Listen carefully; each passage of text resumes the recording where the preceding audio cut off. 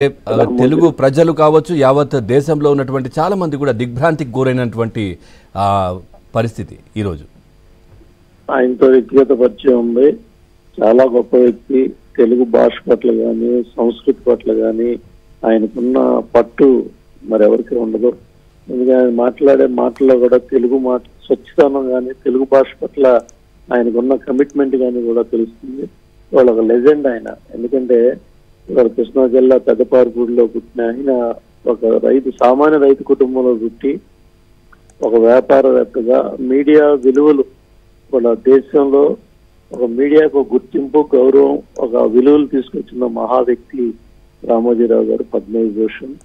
ఆయన ఏ రంగం తీసుకున్నారు, మీడియా తీసుకోండి, వ్యాపార రంగం తీసుకోండి, 1962లో ప్రారంభం చేసిన మార్గదర్శి వాళ్ళ కొన్ని లక్షల కుటుంబాల్లో ఎంతో వెలుగునిచ్చింది.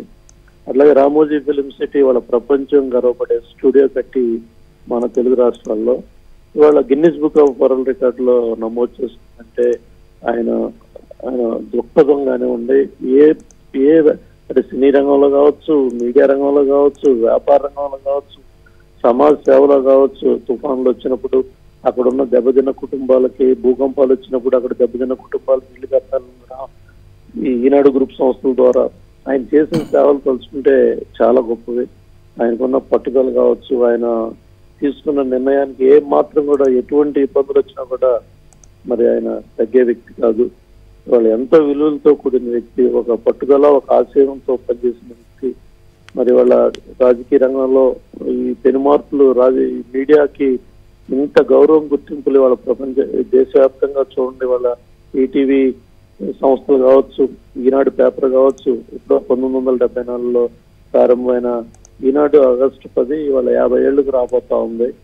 ఇట్లా అన్ని రంగాల్లో కూడా ఆయన చేసిన సినిమాలు కూడా ఎంతో విలువలతో కూడి మరి ఆ చిట్ ఫండ్ ఇవాళ ఎన్ని సామాన్య పేద మధ్యతరగతి కుటుంబాలకి ఆ ఎర్ర బుక్ మార్గదర్శి చిట్ ఫండ్ ఎర్ర బుక్ అనేది మీరు సామాన్య పేద మధ్యతరగతి వర్గాల ఇళ్లలో ప్రతి ఇంట్లో కూడా ఆ ఎర్ర బుక్ ఏదైతే మార్గదర్శి చిట్ ఫండ్ బుక్ అనేది పిల్లల చదువులకు కావచ్చు, పెళ్లిళ్ళకు కావచ్చు, అది ఉపయోగపడేది. అట్లా అన్ని రంగాల్లో కూడా సేవాభావం కావచ్చు, ఒక కమిట్మెంట్ కావచ్చు, ఒక పట్టుదల కావచ్చు, ఆయన మనం చూసి నేర్చుకోవాలి, ఆయన ఆదర్శంగా తీసుకోవాలి. గొప్ప లెజెండ్, అటువంటి మహానుభావుడు ఈ విధంగా అవటం అనేది అందరూ కూడా దిగ్భ్రాంతికి గురవుతున్నారు. ఆయన ఆత్మశాంతి కలగాలని చూడండి. మీరు రైతులకు కూడా ఎంతో వస్తున్న అన్ని కూడా రైతాంగానికి అన్నదాత పత్రిక కూడా రైతాంగానికి ఎంతో ఉపయోగపడే విధంగా ఉండేది.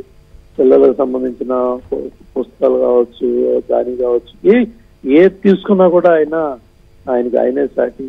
రామోజీరావు చాలా గొప్ప వ్యక్తి, మనం తెలుగువారు గర్వపడే వ్యక్తి. ఆయన ఆదర్శంగా స్ఫూర్తిగా తీసుకోవాల్సింది మనం. ఆయన అడుగుజాడల్లో ఆయన చూపించిన స్ఫూర్తిని మనందరం కూడా అర్థం చేసుకున్న ఆ ఉన్నత విలువలతో ముందుకెళ్ళాలి. ఎంత ఒత్తిళ్ళు వచ్చినా, ఆయనకి ఎన్ని ఇబ్బందులు వచ్చినా కూడా ఆయన తీసుకున్న నిర్ణయానికి ఒక్క అడుగు కూడా వెనకేసేవాడు కాదు. ఆయన రాసే ప్రతి మాట, ప్రతి ఇది కూడా ఆయన సితారు తీసుకోండి, సినీ పత్రిక, చతురు తీసుకోండి, విపులు తీసుకోండి, ఎన్ని వైవిధ్యం గల రంగాల్లో ఆయన ప్రతిదాన్ని సమాచారపు చట్టం ఆ రూపు తీసుకున్న దాంట్లో కూడా ఈనాడు పాత్రను మనం ఎవరు మరవకూడదు.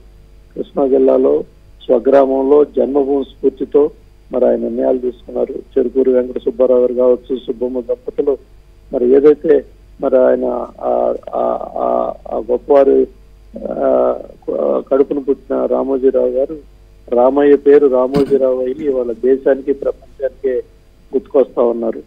అటువంటి రామోజీరావు గారు లేకపోవటం అనేది బాధాకరం. మన మధ్యలో ఈ రోజు జరిగిన అందరినీ కూడా దిగ్భ్రాంతికి గురి చేస్తా ఉంది. దేశవ్యాప్తంగా ఉన్న ఆయన అభిమానులు కానీ అందరూ కూడా తరలివస్తా ఉన్నారు రామోజీ ఫిలిం స్టూడియోకి. తప్పకుండా ఆయన ఆత్మశాంతి కలగాలని భగవంతుని ప్రార్థిస్తూ. Right, okay sir. ఆయనతో మీకు ఉన్నటువంటి అనుబంధాన్ని చాలా అంశాలు అయితే మీరు ప్రస్తావించారు. ఓకే అండి.